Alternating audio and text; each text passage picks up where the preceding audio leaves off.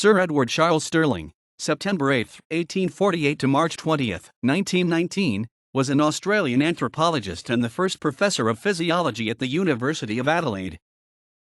Stirling was born at the Loch Strathalbyn, South Australia, the eldest son of the Honourable Edward Stirling and his wife Harriet, née Taylor. His father, Edward S.N.R., was a partner in Elder Stirling and Company before that firm became Eldersmith and Company, was a nominated member of the 1855 Legislative Council, and was an elected member of the 1857 Legislative Council. Edward S.N.R. migrated to South Australia after receiving £1,000 from his father, Archibald, who had owned slaves in Jamaica. C. Stirling was educated at St. Peter's College, Adelaide, and Trinity College, Cambridge, where he graduated BA with honours in natural science in 1869, MA and MB in 1872, and ND in 1880. Stirling was admitted to the Fellowship of the Royal College of Surgeons, FRCS, in 1874. Stirling was appointed house surgeon at St. George's Hospital, London, and in early 1878 became assistant surgeon and lecturer on physiology and operative surgery. Stirling returned to South Australia in 1875 and on June 27, 1877 married Jane, eldest daughter of Joseph Gilbert, and took his new wife to London for medical treatment. Their daughter Jane Harriet was born in London April 1878. Stirling returned to Adelaide for good in 1881, and in the following year was appointed lecturer in physiology at the University of Adelaide, where he helped found the medical school. In 1884 Stirling was elected to the South Australian Legislative Assembly for North Adelaide and sat for 3 years. There he proved an innovator and speaker for the rights of women, becoming the first person in Australasia to introduce a bill for women's suffrage. On July 22, 1885, the year after his election, he proposed the following motion for women's suffrage: that in the opinion of this House, women, who fulfill the conditions and possess the qualifications on which the parliamentary franchise for the Legislative Council is granted to men, shall, like them, be admitted to the franchise for both Houses of Parliament. He then expanded on his argument for women's suffrage using the following quote from Plato: "There is no natural difference between the sexes except in strength, and both should equally participate in the government of the state." By this time he had 4 daughters of his own, and he wanted them to grow up in a fairer society. Then in 1886 he introduced a formal bill for women's suffrage into the South Australian Parliament. Although this bill was not passed, a few years later South Australia was the first of the Australian colonies to give women the vote. Not only was Stirling committed to the political rights of women, but he also believed in their right to a proper education. He lectured at the Advanced School for Girls, and also campaigned for women to be admitted to Adelaide University's School of Medicine. His own 5 daughters benefited from an excellent education, and Harriet, 1878 to 1943, went on to earn an OB for her work with mothers and children, and Jane, 1881 to 1966, earned a Bachelor of Science degree from Adelaide University and later played viola in the South Australian Orchestra. Edward Charles Stirling was appointed the first president of the State Children's Council by its founder Catherine Helen Spence. A later president was his oldest daughter Harriet, OBE, who also founded the Mothers and Babies Health Association with Helen Mayo. Stirling had other interests and duties. He was chairman of the South Australian Museum Committee in 1884-5 and in 1889 became honorary director of the museum. In 1890 he went overland with South Australia's governor, Lord Kintore, from Port Darwin to Adelaide and collected much flora and fauna, including several specimens of the marsupial mole Notorictes typhlops, described and illustrated in his paper in the Transactions and Proceedings of the Royal Society of South Australia, 1891, p. 154. In 1893 he investigated at Lake Calabana a remarkable deposit of fossil bones, and with A.H.C. Zeitz reconstructed the complete skeleton of the enormous marsupial Diprotodon australis and partially reconstructed an immense wombat and a bird allied to the New Zealand moa. Also in 1893, Stirling and Zeitz described 5 new species of Australian lizards.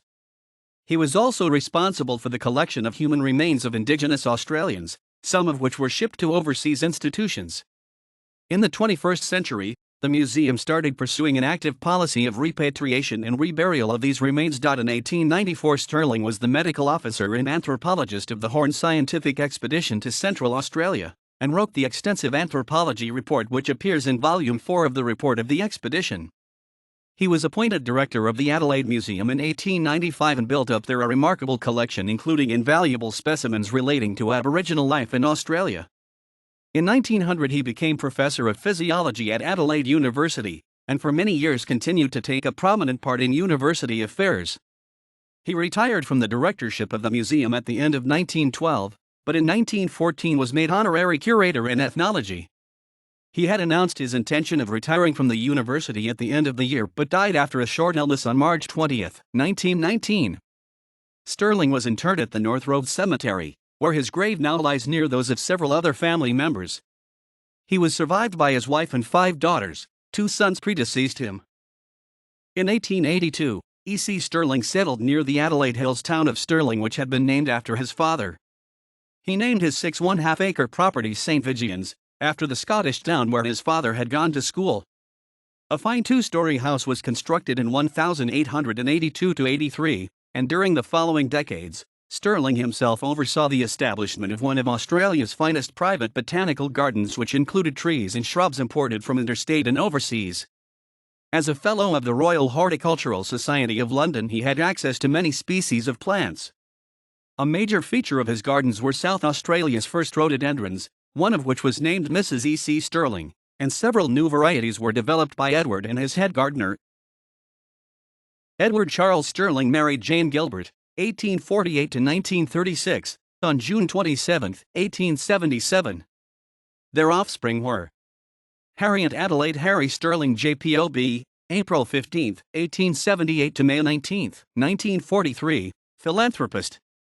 Anna Florence Stirling, 1879-1939, married S. Idney Russell Booth, died 1949, in 1910. Jane Winifred Jeannie Stirling, 1881-1966, studied science at uni, played viola in SA orchestra, married Thorburn Brailsford Robertson on July 8, 1910. Alice Mary Stirling, 1884-1925, an exhibition, form of scholarship, to be competed for among Hill schools was raised in her memory. Nina Eliza Emmeline Stirling, 1888-1976, married Maxwell Jaffrey on August 29, 1927. Edward Taylor Stirling, 1889-1897, died falling from a tree aged 7. Gilbert Lancelot Stirling, 1893-1893, Stirling's brother John Lancelot Stirling also played a prominent role in South Australian public life. His eldest sister Mary Eliza Collingwood Stirling married William James Ingram MP on November 10, 1874. Stirling received many honours, of which he particularly valued being admitted as a Fellow of the Royal Society in 1893. In the same year, he was also awarded and CMG other awards included the Queen Regent of Holland's Gold Medal for his services to art and science in 1892, and an honorary doctorate in science from Trinity College, Cambridge in 1910. He was also an honorary Fellow of the Anthropological Society of Great Britain, Fellow of the Medical and Chirurgical Society, and was knighted in 1917. Stirling was interested in gardening, in the Society for the Prevention of Cruelty to Animals, and in the welfare of children. He was president of the State Children's Council. He was a surgeon, physiologist, anthropologist, paleontologist, and legislator, although not sufficiently specialized to reach the highest rank in any one of these departments.